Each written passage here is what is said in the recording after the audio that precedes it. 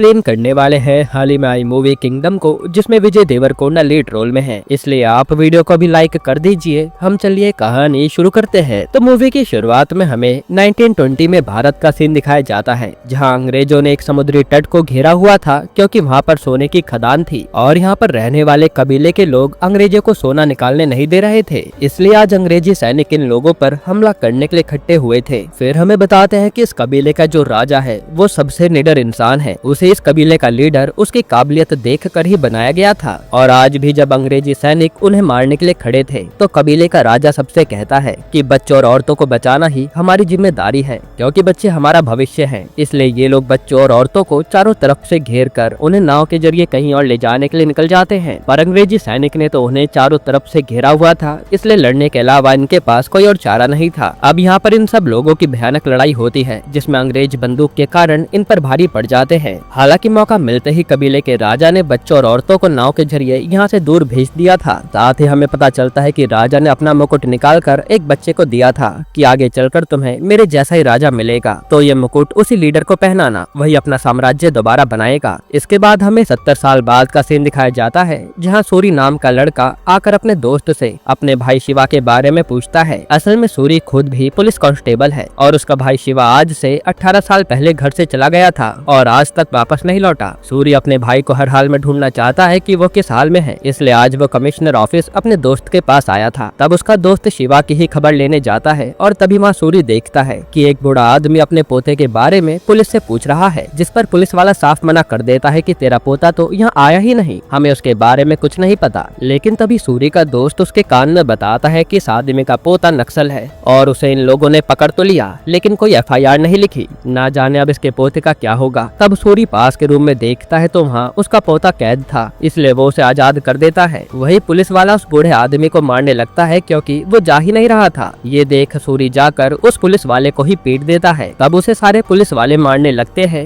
और वही उस आदमी का पोता भी बचकर निकल जाता है। अब सूरी ने पुलिस वाले पर हाथ उठाया था, इसलिए उसके ऊपर इंक्वायरी बैठ जाती है और सूरी का मामा ये जानकर उसे डांटने लगते हैं कि एक कांस्टेबल होकर ये पाप कैसे कर दिया। तब ये जानकर सूरी की माँ उसे चाटा मार देती है, जिस पर सूरी कहता है कि मैं कल सबसे माफी मांग लूंगा। अब अगले दिन कमिश्नर और JP नाम का हेड सूरी से मिलने आते हैं और कमिश्नर सूरी को धमकी देने लगता है कि तूने अपने सीनियर को मारकर अच्छा नहीं किया, अब तू लंबा जेल जाएगा। लेकिन सूरी तो पहले सॉरी कहता है, साथ ही कमिश्नर से कहता है कि उस कैदी की कोई FIR नहीं थी, तो मुझ पर आगे इंक्वायरी होगी भी तो मामला आगे जाएगा और मैं बता दूंगा कि किस कारण से मैंने उस पुलिस वाले को मारा है। ये सुनकर कमिश्नर चुप हो जाता है और वहीं बैठा JP ये देखकर खुश हो रहा था कि सूरी का दिमाग तेज चलता है। फिर JP सूरी से अगले दिन आकर मिलता है और कहता है कि मुझे एक अंडरकवर ऑपरेशन के लिए ऑफिसर की जरूरत है और वो तुम हो। ये सुनकर तो सूरी मना कर देता है कि मैं ये सब नहीं कर पाऊंगा, लेकिन JP कहता है कि मैं जानता हूँ तू अपने भाई को ढूंढ रहा है, इस मिशन में तुझे तेरा भाई भी मिल जाएगा। ये सुनकर तो सूरी तुरंत मान जाता है और फिर JP बताता है कि जिस गैंग में तुझे घुसना है उसका लीडर शिवा यानी तेरा भाई है और ये लोग श्रीलंका में रहते हैं। वहीं सूरी अपने भाई की फोटो भी देख लेता है। खैर फिर हमें पास्ट का सीन दिखाया जाता है, जहाँ सूरी और शिवा हमेशा साथ में रहते थे और अक्सर इनका बाप इनकी माँ को नशे में मारा करता था, इसलिए सूरी को अपने पिता से नफरत थी। एक बार तो जब सूरी मेले में घूमने जाता है तो वो एक औरत से टैटू बनवाता है। ये बात पता चलते ही सूरी के पिता उसे खूब मारते हैं। खैर फिर एक दिन जब सूरी की माँ को उसके पिता नशे में मार रहे होते हैं, तब शिवा अपनी माँ को बचाने के लिए अपने बाप को मार डालता है। तब सही समय पर आकर शिवा के मामा उसे यहाँ से भगा देते हैं क्योंकि पुलिस उसे पकड़ कर ले जाएगी। वही शिवा सूरी से कहकर जाता है कि तू माँ का ख्याल रखना। इसी के बाद से शिवा कहाँ गया किसी को नहीं पता।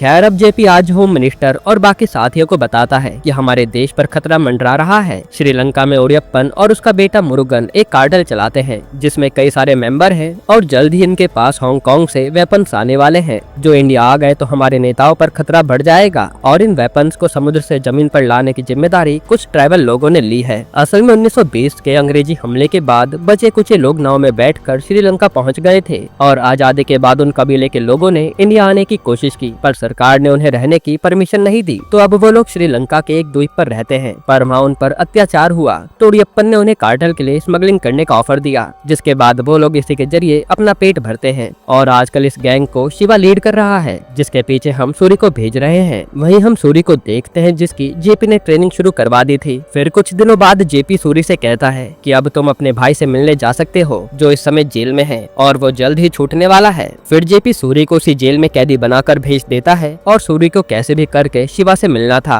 और उस कार्टेल की आगे की इन्फॉर्मेशन जीपी तक पहुंचानी थी। यहाँ सूरी जेल में अगले ही दिन शिवा के लोगों से लड़ाई कर लेता है ताकि शिवा का उस पर ध्यान जाए, और जब शिवा सूरी को मारने आता है तो सूरी वही बात कहता है जो वो बचपन में अक्सर कहता था। ये देख शिवा के होश उड़ जाते हैं कि उसका भाई जेल में आ गया। फिर शिवा सूरी से कहता है कि तू मेरा भाई है और मैं तुझे जेल से निकलवा दूंगा। तब यहाँ सूरी एक्टिंग करने लगता है कि अब तो माँ भी नहीं रही, मैं अकेला रहकर क्या ही करूंगा। जिस पर शिवा कहता है कि मैं कल निकल रहा हूँ और तुझे 1-2 दिन में यहाँ से निकाल कर अपने पास बुला लूंगा। जिसके कुछ ही दिनों में सूरी को शिवा का आदमी लेने आता है और हमें बताते हैं कि जेपी ने श्रीलंका में एक लेडी डॉक्टर को भी जासूस बनाकर भेज रखा है, तो सूरी उससे कांटेक्ट कर सकता है। खैर अब जैसे ही सूरी अपने भाई के टापू पर आता है तो देखता है कि एक प्रेग्नेंट लेडी की डिलीवरी का समय आ गया है, पर वह मुर्गन आकर कहता है कि जो भी करना है यही करो। इस कबीले का नियम है कि यहाँ की औरतें कभी यहाँ से बाहर नहीं जाती। तब ये डॉक्टर वहीं उस लेडी की डिलीवरी करती है और उसे एक लड़का होता है जिसे वो हॉस्पिटल में केयर के लिए ले जा लेती है। हालांकि उस लेडी को कबीले वाले ले जाकर उसकी झोपड़ी में सुला देते हैं। इसी तरह से इन लोगों की जिंदगी चल रही थी। यहाँ उड़िप्पन और उसका बेटा मुर्गन इन पर राज करता है। साथ ही हमें बताते हैं कि मुर्गन एक सन की आदमी है जिसने पहले भी कई बार जेपी के जासूसों को मारा है। अब शिवा सूरी को लाकर यहाँ कबीले के आदमी बैरागी से मिलवाता है और कहता है कि आज से मेरा भाई यही रहेगा, लेकिन कबीले के लोग उसे अपना मानने से मना कर देते हैं।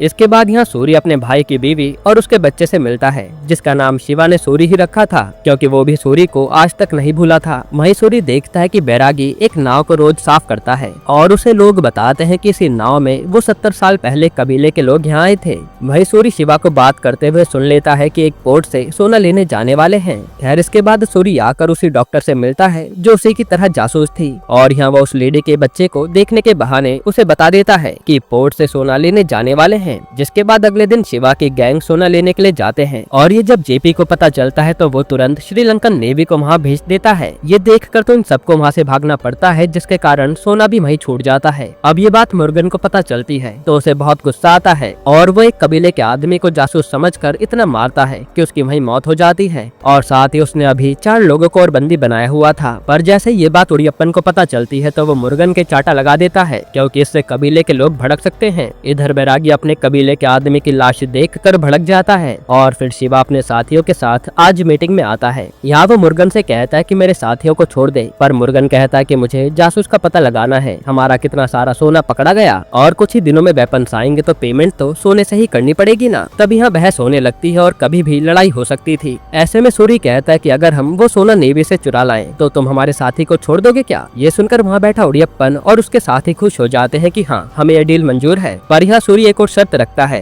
कि जिस लेडी का बच्चा हुआ है उसे अपने बेटे को देखने के लिए हॉस्पिटल जाने की परमिशन दी जाए। ये सुनकर सोने के लालच में उड़ियप्पन इसके लिए भी मान जाता है। पर जैसे सूरी कबीले में आता है तो लोग भड़क जाते हैं कि हम वो सोना कैसे चुराएंगे, जिस पर शिवा कहता है कि सूरी के पास जरूर कोई प्लान होगा। इसके बाद सूरी कहता है कि जब नेवी वाले सोने को शिफ्ट कर रहे होंगे तभी हमें ये सोना चुराना है। फिर 1-2 दिन तक ये लोग नेवी की गतिविधियों पर नजर रखते हैं और जब नेवी वाले सोना शिफ्ट कर रहे होते हैं तो उसके साथ शिवा और सूरी भी सेम कलर की गाड़ी लगा देते हैं, जिससे नेवी वालों को शक नहीं होता। वही मौका मिलते ही कबीले के लोग उन पर हमला कर देते हैं और शिवा और सूरी सोने से भरा बॉक्स लेकर निकल लेते हैं। इसी तरह से ये लोग सोने को चुरा लेते हैं। पर जब ये लोग सोना लेकर कार्टेल के पास जा रहे थे तो रास्ते में आर्मी ने नाकाबंदी की हुई थी, जिस पर शिवा अपने आदमियों से कहता है कि तुम सब निकल लो, हमें सोना छोड़कर जाना होगा। ये सुनकर सारे साथी निकल लेते हैं पर सूरी नहीं जाता, जिस पर शिवा कहता है कि हमें ये सोना पार करना ही होगा। ये सुनकर सूरी ट्रक तेजी से लेकर आने लगता है और आर्मी वाले फायरिंग शुरू कर देते हैं। तब यहाँ शिवा फंस जाता है और सूरी आर्मी वालों से लड़ने लगता है। तभी उसे याद आता है कि जेपी ने कहा था कि कभी आर्मी में फंस जाओ तो एक नंबर पर कॉल करके व्हाइट सैंड कह देना। यहाँ सूरी आर्मी के फोन से ही फोन करके कोड बोलता है तो तुरंत आर्मी फायरिंग रोक देती है। ये देखकर शिवा हैरान था कि ये हुआ क्या। तब वहाँ आर्मी ऑफिसर आकर सूरी से मिलता है और अपने साथियों से कहता है कि ये इंडियन पुलिस है। ये जानकर तो सूरी के होश उड़ जाते हैं। खैर इसके बाद सूरी वो सोना ले जाकर मुर्गन को देता है और मुर्गन को कबीले के आदमी छोड़ने पड़ते हैं। हालांकि हम समझ पाते हैं कि मुर्गन कबीले के लोगों से नफरत करता है। वही सोना मिलने के बाद सूरी उस लेडी को उसके बच्चे से मिलवाता है, जिससे वो लेडी बहुत खुश होती है और सूरी ने आज वो कर दिखाया था जो इतने सालों में कोई नहीं कर पाया। पहली बार कोई लेडी कबीले से बाहर निकल पाई थी। इससे सारे लोग बहुत खुश हो जाते हैं और कबीले वाले उसे अपना मानने लगते हैं। इधर मुर्गन उड़ियप्पन से कहता है कि आपने अपने कबीले वालों को जाने दिया और वो लोग मुझ पर हंस रहे हैं। इस पर उड़ियप्पन कहता है कि जो करे वो करने दो, हमें बस उनसे पैसा कमाना है। लेकिन मुर्गन के दिमाग में बदला ही घूम रहा था। इधर कबीले वाले आज जश्न मना रहे होते हैं तो वहाँ शिवा सूरी से कहता है कि तू यहाँ से चला जा, इनका भरोसा मत तोड़। पर शिवा मना कर देता है कि मैं 18 साल पहले इन लोगों से मिला था, अब यही मेरा परिवार है। तभी हम सिंघा नाम के आदमी को देखते हैं जो इस कबीले का था और वो एक आदमी को बहुत मारता है और यह रिवील होता है कि ये आदमी भी जासूस है जिसने सोने की स्मगलिंग की खबर नेवी तक पहुंचाई थी। तब सिंघा कहता है कि तूने ऐसा क्यों किया? तो वो आदमी कहता है कि इंडियन पुलिस वाले ने कहा था कि तुझे इंडिया में हमेशा के लिए रहने का मौका मिल जाएगा। तब यहाँ ये देखकर सूरी हैरान था कि और कितने जासूस हैं यहाँ पर। इसका मतलब सोने की खबर सूरी ने जेपी को नहीं दी थी, ये सब इसी आदमी का काम था। हालांकि यहाँ बैरागी उस आदमी को मार डालता है। तभी एक आदमी आकर बताता है कि उड़ियप्पन अब इस दुनिया में नहीं रहे। ये सुनकर तो सब उड़ियप्पन को देखने जाते हैं और कबीले वाले बात कर रहे थे कि अब उड़ियप्पन के बाद मुर्गन किसी की भी सुनने नहीं वाला, वो कुछ भी कर सकता है। जिसके बाद मुर्गन आज अपने पिता के अंतिम संस्कार पर सबसे मिलता है और उड़ियप्पन का साथी पूछता है कि तुम्हारा भाई कहाँ है? तो मुर्गन कहता है कि सेतु भैया अभी सिंगापुर में है, वो नहीं पहुँच पाएंगे। हालांकि ज्यादातर सबको लग रहा था कि मुर्गन ने ही अपने बाप को मारा है, जो कि सच था। इसके बाद यह मुर्गन कहता है कि मेरे पापा इन कबीले वालों के काफी करीब थे, इसलिए मैं आज पापा की तरफ से इन्हें भोज कराना चाहता हूँ। इसलिए वो शिवा से कहता है कि सबको लेकर आना होगा। तब शिवा भी कार्टर के कहने पर मान जाता है। वही सूर्य आज उस डॉक्टर से मिलने आया हुआ था और वो उससे पूछता है कि और कितने खबरी हैं यहाँ पर। तभी वहाँ जेपी आ जाता है जो इन पर नजर रख रहा था। जेपी कहता है कि वो वेपन का कंटेनर आ चुका है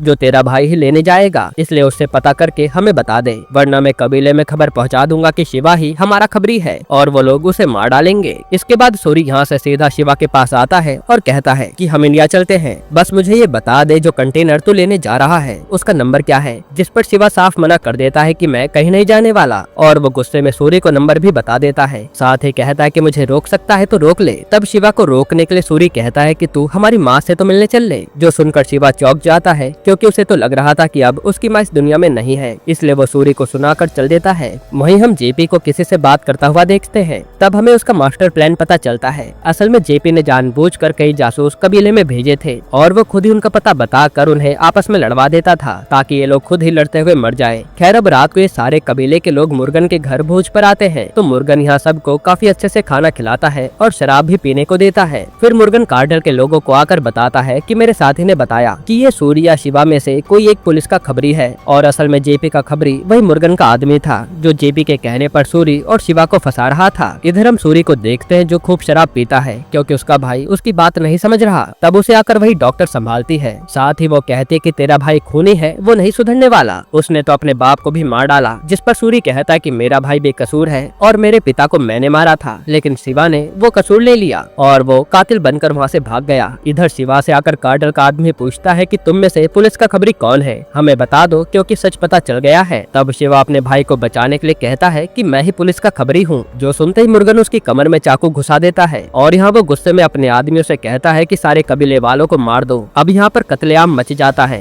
और आदमी औरतें सबको ये लोग मार रहे थे। ये देखकर कबीले के लोग यहाँ से भागने लगते हैं और बैरागी शिवा के बच्चे को बचाता हुआ जा रहा था, लेकिन मेन दरवाजा तो बंद था और कबीले वाले यहाँ से निकल नहीं सकते थे। तब यहाँ हम शिवा को देखते हैं जो किसी तरह हिम्मत करके बाहर आता है और मुर्गन के आदमियों को मारता हुआ कार से वो गेट तोड़ देता है जिससे कबीले वाले बचकर निकल पाते हैं। हालांकि मुर्गन ने कई कबीले वालों को मार डाला था और अब शिवा भी काफी ज्यादा घायल था। खैर अब अगले दिन सूरी नशे में उठता है और कबीले वालों के पास आता है तो यहाँ के हाल देखकर उसके होश उड़ जाते हैं क्योंकि यहाँ तो काफी सारी लाशें पड़ी थी जो मुर्गन ने फेंकवा दी थी और इसमें शिवा और उसकी बीवी भी पड़े थे। ये देखकर सूरी फुट फुट कर रोने लगता है। फिर अब सूरी को किसी भी हाल में अपना बदला लेना था तो वो सबसे पहले वहाँ कई सालों से पड़ी नाव को समुद्र से उतारने लगता है। ये देख बैरागी को याद आता है कि उसके पूर्वजों ने कहा था कि जो इंसान संकट के समय पर इस नाव को खींचेगा और उसकी पीठ पर कबीले वालों का निशान होगा वही इस कबीले का राजा कहलाएगा। ये देखकर तो बैरागी हैरान हो जाता है और फिर सूरी को ये लोग अपना राजा मानकर पहले नाव समुद्र में उतारते हैं और उससे सीधा मुर्गन के अड्डे पर पहुंच जाते हैं। यहाँ इन लोगों ने अपने साथियों का बदला लेना शुरू कर दिया था जहाँ ये चुन चुन कर सबको मार रहे थे। फिर सूरी सीधा मुर्गन से आकर लड़ने लगता है और फिर वो अपने भाई को याद करके मुर्गन को बड़ी बेरहमी से मार डालता है। यानी अब उसने अपने भाई का बदला ले लिया और एक तरह से वो कबीले का ही बन चुका था। तब यहाँ बैरागी सूरी से कहता है कि ये सब विधि का विधान है, तुम्हारी पीठ पर जो चिन्ह है वो हमारे कबीले का है। तब हमें पता चलता है कि जिस औरत ने सूरी की पीठ पर वो चिन्ह बनाया था वो इस कबीले की ही थी और उसे सूरी में अपना राजा बचपन में ही दिख गया था। फिर किस्मत से शिवा भी भागता हुआ इसी कबीले में आया और यहीं रहने लगा। फिर उसे ढूंढता हुआ यहाँ सूरी आया, जो सब पहले से तय था। फिर बैरागी कहता है कि अब आपको ही हमारा अधिकार और हमारा साम्राज्य फिर से स्थापित करना होगा, जिस पर सूरी कहता है कि अब से तुम सब मेरी जिम्मेदारी हो। वहीं हम मुर्गन के भाई सेतु को देखते हैं, जो अपने भाई का बदला लेने वापस आ चुका था। और इधर इसी कबीले का आदमी सिंघा जासूस का पता करने के लिए इंडिया गया था। तब उसे पता चलता है कि सूरी एक पुलिस वाला है, जो जानकर उसके होश उड़ जाते हैं। यहीं पर ये मूवी खत्म होती है। अब दोस्तों इसका सेकंड पार्ट भी आएगा, जिसमें सूरी अब कबीले का राजा बनकर इस साम्राज्य को फिर से बनाएगा, जो देखने में काफी इंटरेस्टिंग लग रहा है। साथ ही कबीले वालों को जब पता चलेगा कि सूरी पुलिस में है, जिसके कारण हमें काफी सारा कॉन्फ्लिक्ट देखने को मिल सकता है। बाकी आपको ये मूवी कैसी लगी हमें कमेंट में बताना।